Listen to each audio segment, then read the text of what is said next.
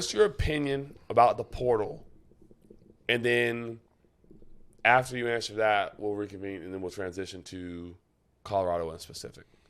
But, well, it's when you think about it, and us having kids and having gone through the youth side of it, Chris, you're getting ready too soon, and Not yet. all that. Yeah, It's coming. Yes, it'll happen right. before you know it. Yeah, but slow down. when you think about it, our kids being in youth sports, there was always a participation award. Everybody got a participation award, right? Mm-hmm. Everybody, no matter whether you're good or bad or you're horrible, you got a participation award. It is now gone from youth sports to now the expectation in high school is getting a participation award. Mm-hmm. To now it's trickled from high school to now it's college. Everybody gets a participation award. And if I don't like it or I don't like the award, I don't play for that youth team anymore. I play for somebody else. Mm-hmm. That's what I think about the portal. Yep. I don't think that we're preparing them for life. Just my opinion, because you have to pay rent. You have to buy diapers and formula or whatever. God forbid it's two of them at one time because it's double diapers and double formula. Yes, sir. If that happens for those that have the twins and triplets, oh my gosh. Oh, man, no. But if I decide that because my supervisor or boss was mean to me today, right, or he got on my butt because I didn't do what I was supposed to do, then I'm going to leave.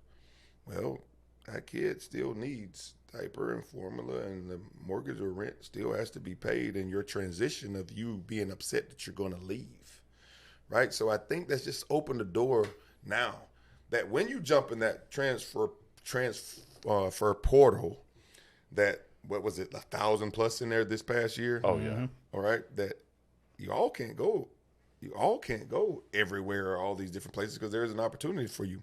So when you don't go, now I got to go back to my supervisor, my boss, and can I stay on to get my degree, or will you allow me to come back? No. You just told me you don't want to be here.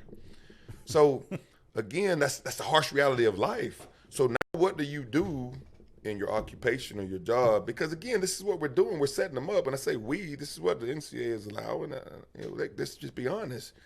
That when that kid now is done with college, or because he decided to go to the portal and he doesn't ever leave, some will have success. We've seen it, but the some isn't the majority. No, sir. That what are you teaching that individual, that kid, that student athlete about life? That when times get hard, you leave. That's what you're teaching, 100%. That's 100%. You're teaching when life gets hard, you leave. That's why you have programs. Again, we're in a unique place here that we don't have 7 high schools around us in a 5-mile radius or a 6-mile radius. Mm-hmm. Parents got to do some different things for you to transfer out of here, right? Yeah. And if you're transferring number one out of this program, you're probably not playing is the only reason. And you're not playing, and you're not willing to say, if I want to play more, I'm going to work harder. Right. Right? You're not saying that if you're going to transfer. You're going to transfer because you said, I'm not playing, I'm not willing to work harder, I want to go somewhere where it's easier. Mm-hmm. So then you transfer. Yes, sir. But we don't have guys, again, based off of Joey, what we talked about earlier. I promise you, I'm going to be the most hardest coach that you've experienced to hold you to a certain accountability. But I promise you, I'm going to love you just as hard as I'm going to be on you about your accountability and your discipline. Yes, sir. My kids don't want to leave. Right. Right. So the crazy part about going to Millennium for 2 years, well, I get phone calls and I get text messages. I put you on my resume as a reference. Why? Never made it to practice. Yeah. I'm the wrong one to put on. You always had a doctor's note. You always had a reason why you couldn't be to practice every day. Like, do you know how hard it is out here to do this job? Yes, sir. And you put me down? No. Like I had a supervisor say, one of your former players was up here, and he had you down for a reference. And the first thing I asked him was, what would Coach Allen say about you? He said he'd probably say I was lazy at times. Whoop, you just lost the job. Yeah, keep going. That's it. Right? But then I had kids that never missed anything, that was always accountable, bust their butt, worked hard. College didn't call. But then they go to Millennium, and they're one of the best in that group that's there. Right? So, again, that goes back. Again, I think everything happens for a reason, however it works out. But for me, that told me doing things the right way, not just for the football success, but for the life success. That when I can say that this kid was this type of way for me for 4 years at Columbia, he never missed, ever. Sick, rain, sunshine, sleet, hail, whatever. He never missed. He was always there. He would do anything to try to please myself and the coaches that coached him wherever he was. He was going to be a pleaser, and he was going to bust his butt and work hard. Get hired, one of the best ones in his group. Right. And that's not one. It's like 11 of off the tree that are out there. Right. So then it's just, again, confirmation that you're doing the right thing. Right? That's, It's yeah, that's confirmation not a, that we're doing the right thing. right. That's not a coincidence. Absolutely. So, whether we win the state championship this year or 10 years from now, we're winning the state championship in life with every one of our kids that are a firefighter, that are aeronautical engineer in Braden Thomas, whether they're doing this, whether they're doing that, whether they're a welder or a rigger at Millennium or wherever they are, like, you're doing it right. And you're putting good kids out in the community, man. And that's what this whole thing should be for everybody. But this transfer portal is saying what you're doing, coach, that's not right. Right. We got to give him a Band-Aid or a pacifier that if he's not happy, he can go home today. Yeah. Any adversity hits, any adversity, they can't handle it. They don't know how to respond to adversity. So what we're creating are weak men. Correct. Yes, sir. We're creating weak men. Yeah. At that point. Yep. Weak men. Yep. Weak men create tough times. Correct. Ooh, Right? I've heard that too. Yeah, I like bingo. that. Yeah, I like that. I Bingo. like it. Yeah. Yeah. Weak men create tough times, right? So we got to continue to create strong men that are able to step in the face of adversity, punch it in the mouth, and go win the fourth quarter. That's damn right. I was gonna say the good news is too, what you're doing works. The program works, so we do create good men and strong men, and they can just run over. Unfortunately, I hate to say it, it's a dog eat dog world because it is real.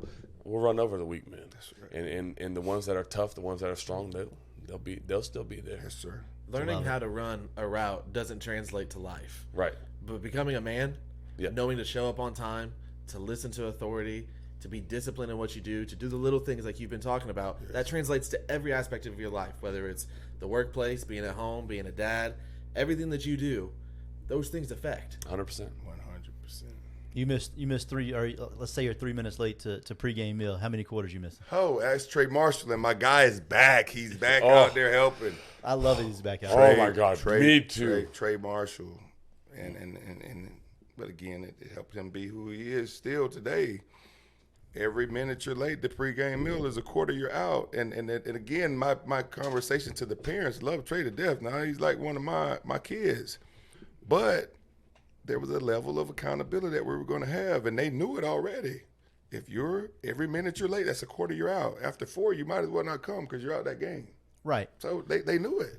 So then, fast forward a little ways, you get into life. You're 3 minutes late to your job. Let's say your company says if every minute you're late, you miss a quarter of the day's pay. You're not going to be 3 minutes late ever, No, sir. because you know that's true. Because Right. you've already been held to this. You've already been held to this standard right here. I'm going to do it on the camera. You've already been held to this standard right here. So this is your standard for life now. Yes. You know what I mean? Like, it's not okay. Well, today I don't really want to do that, so I'm not going to be. Hell no. I'm held to this day in and day out, and it's never going to change. That's right. And that's how you create strong. It just becomes how you're wired. Yes, sir. It just becomes how you're wired. And, Yes, then, sir. and then you know what you do with it. When you start to have kids, you do the same thing to your kids. Yes, sir. Right? Yeah. That's how it's supposed to cycle. And people are tripping out about 3 minutes. Think of how many times you listeners that you've been 3 minutes late somewhere. Yeah. No, it's just dose of reality. 3 minutes isn't that long if you think about it. But when the standard is the standard and we're not moving the bar, Right. everybody gets in line. Yeah. So then you understand where Tom Coughlin would say, if you're on time, you're late. Yep. Yes, He sir. meant that when he was saying, if you're on time, you're late. Be early. Yeah. Yeah. It's not Be hard. early. It's real simple. And Andy Bennett taught us Tiger Time. 15 minutes. 15 minutes. Yes, sir. And I 15 still live minutes by early. it. I still live by it. And if Still. you're 10 minutes early, you're late. Yeah. That's like, it's and Tiger I time, still baby. live by it. Me too. Sometimes. Man, Coach Allen, BA, you're BA to me. BA, I appreciate having you, man. I appreciate you coming on. I don't think I specified enough with Coach Allen that this is a live show and I need him here in his seat. Because he texted me and said, hey, do I need good service? And I'm like, shoot. I didn't say shoot, but shoot. No, I need you here. Without question, didn't say anything. He just like, address. Give me the address. I'll be there. 100%. And so we appreciate having you. I know our sitters loved it. I know our people will love it. Man, it's been a quality. This is really, really good stuff. Everybody can use it. Yes, sir. Thank you for taking your time. You have a family. I know the hours you put in. I put in the same hours. I know where we're at right now in our schedule. So, thanks so much. On behalf of the Front Porch, I really appreciate it. Yes, sir. Truly appreciate you coming. Absolutely. And roll Tigers. Yes, sir.